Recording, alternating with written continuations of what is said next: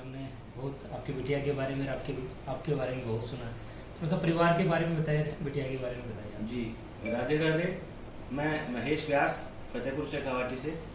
ये कृष्णा किशोरी जी हैं और मैं ये चाहूँगा कि आप इन्हीं से सीधे आप कोई भी सवाल, इनका जो इंटरव्यू हुआ इनसे पूछें।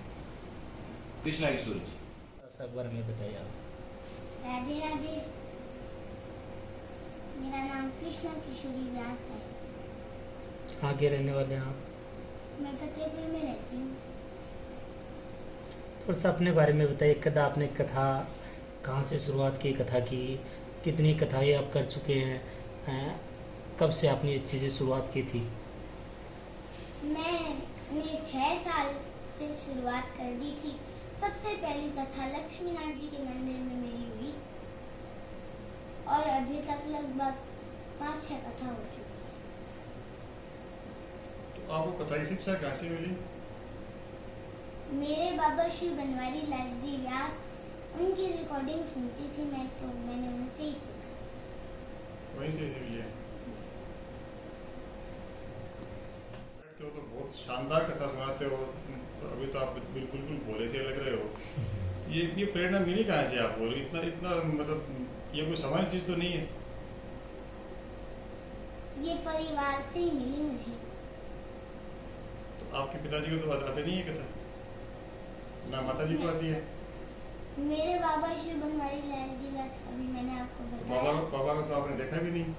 देखा नहीं नहीं, देखा ना? देखा नहीं, पर उनकी रिकॉर्डिंग सुन के मैंने। यही तो दिव्य बात है ना। और अभी आप कहाँ क्या सीख रहे हैं? भागवत अभी सीख मैं रहे हैं? भागवत सीख रही हूँ, वृंदावन से सीख रही हूँ। अच्छा अच्छा। तो रोज कितनी देर कथा करते हो आप? 3 घंटे। 3 घंटे लगातार? कभी ऐसा हुआ क्या नहीं, चीज़ें आप भूल जाते हैं तो बीच में आपको देखना पड़ता है, ऐसी चीज़ें आई हैं क्या कथा के दौरान? नहीं, ऐसा कुछ नहीं। कौन से ऐसे माध्यम है जहाँ से आप कथाएं सुनते थे? टीवी में सुनते थे या कैसेट से? ऑडियो वीडियो कहाँ देखते थे आप? रिकॉर्डिंग चलती थी मेरे बाबा की, घर में? घर में रिकॉर्डिंग चलती थी, उन्हीं से सीखा। अभी आपकी उम्र क्या है? 7 वर्ष। और शिक्षा कहाँ तक की है आपने अभी तक? पढ़ाई कहाँ तक की है? अभी मैं 2nd क्लास में हूँ। 2nd क्लास में? तो 2nd क्लास के बच्चे को तो ठीक से कुछ पढ़ना भी नहीं आता, और ढंग से 7 वर्ष का बच्चा को ढंग से कुछ बोल भी नहीं पाता, और आपने इतनी 3-3 घंटे की कथा आप कर लेते हो, ये तो असामान्य बात है। तो कुछ तो है जो पता नहीं रही हमारे को। ये तो मेरे बाबा की कृपा ही है, बस ठाकुर जी की कृपा।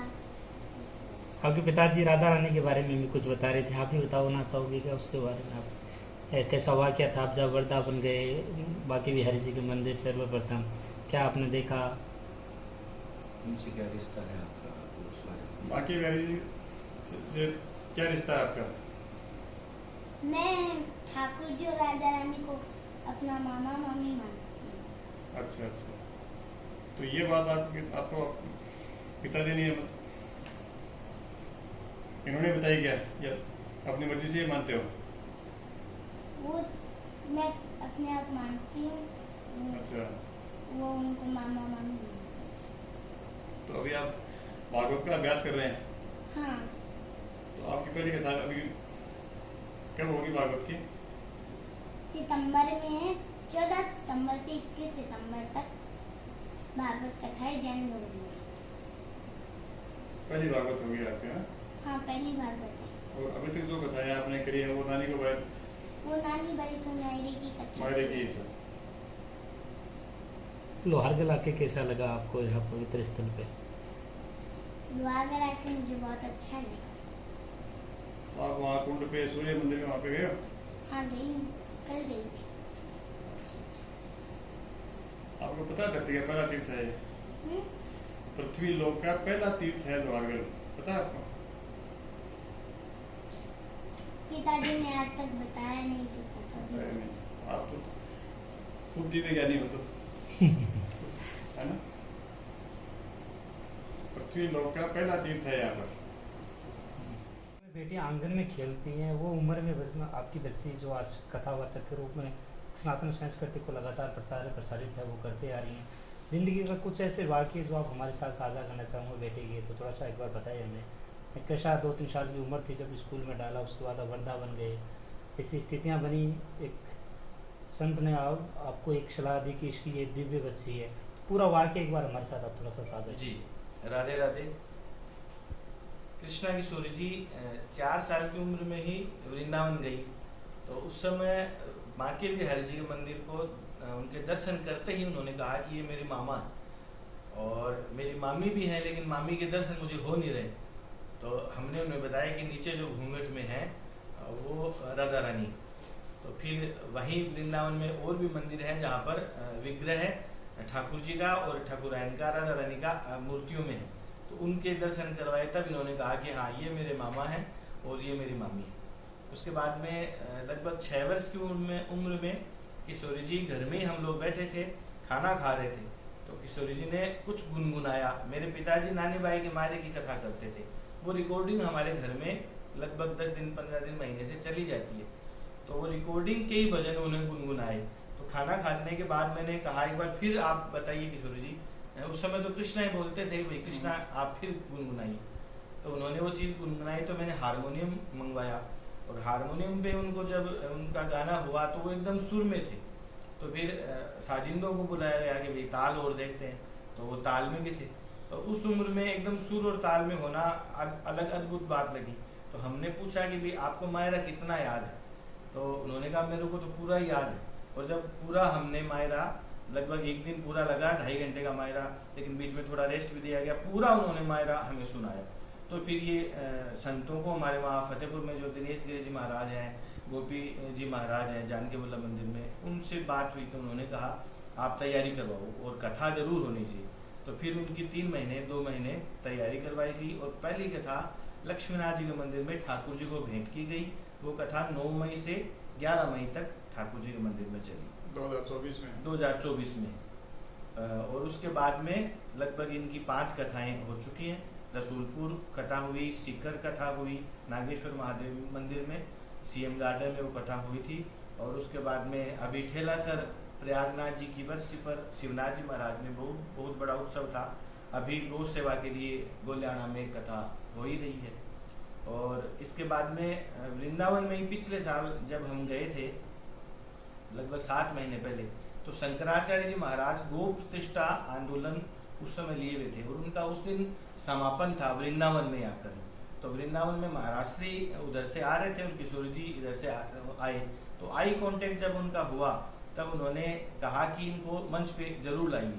और वो गो प्रतिष्ठा का ही मंच था जिसमें वृंदावन के सभी संत थे। राजेंद्र दास जी महाराज, देवासा मलुक पीठाधीश्वर भी थे, अपने प्रेमानंद जी के गुरु जी भी महाराज, वो सभी महासंत थे, अनिरुद्धाचार्य जी सब संत थे। तो वहाँ किशोरी जी को भी उन्होंने 2 घंटे अपने पास ही बिठाया, क्योंकि शंकराचार्य जी महाराज का 2 घंटे का सानिध्य भी बहुत बड़ी बात होती है, क्योंकि वो किस्मत और वो जो सौभाग्य हर किसी के लिए उपलब्ध नहीं है। तो वहाँ भी उन्होंने गौ सेवा पर 10 मिनट का भाषण भी दिया और महाराष्ट्री की प्रेरणा थी कि इनको इसी दिव्य बालिका है, इसी क्षेत्र में आगे बढ़ाया जाए। तो फिर भागवत का विचार किया गया कि भी इनको भागवत सिखाए गए। पिछले 6 महीने से वृंदावन में किशोरी जी लगातार रह रही हैं। जब कथा होती है तो वहाँ से एक बार अवकाश लेकर मायरे की कथा करने आती हैं और फिर वापस। अब इनकी पहली कथा भागवत की होगी रत्तीनाथ जी महाराज की स्मृति में, और 108 यजमान होंगे और 108 ही मूल भागवत के पाठ होंगे। बहुत बड़ा दिव्य आयोजन है। 14 सितंबर से श्राद्ध पक्ष में होगा, पितरों के तर्पण हेतु वो व्यवस्था होगी। थोड़ा सा इनका पढ़ाई के बारे में याद। ये अभी 1st क्लास पास करके 2nd क्लास में हुए, और हालांकि पढ़ना इनको 2nd क्लास का बच्चा जितना पढ़ता है उतना ये पढ़ पाते हैं, धारा प्रवाह नहीं पढ़ पाते। कथा जो करते हैं वो बिना देखे ही करते हैं। ये जितनी भी कथा करते हैं वो बिना, आप जैसे देखते ही हो, धारा प्रवाह जो बोलते हैं वो गौ सेवक के रूप में भी आगे गौ सेवा के लिए इन्होंने महाराज, पहली जब इनकी कथा हुई तो दिनेश गिरी जी महाराज से इनकी मुलाकात हुई लगभग कथा के 2 दिन बाद ही, और उन्होंने 15 मिनट में इनकी आपस में ही वार्तालाप हुई और उन्होंने गौ सेवा की जो दीक्षा है वो किशोरी जी को दिनेश गिरी जी महाराज ने, ये कहना उसके बाद से इनका प्रथम लक्ष्य जो है वो गौ सेवा ही है। गौ सेवा और सनातन धर्म का प्रचार, यही इनका लक्ष्य है। तो ये कहना भी कदापि गलत नहीं कि देवी ने आपके घर में जन्म लिया है। बिल्कुल यही आशीर्वाद मान के चलते हैं कि राधा रानी और ठाकुरानी हमारे घर में आई हैं, और ये बहुत सौभाग्य की बात है कि भाई ये सनातन धर्म का प्रचार प्रसार करे और अपना जीवन पूरा हिंदू धर्म में, सनातन धर्म में लगा। राधे राधे।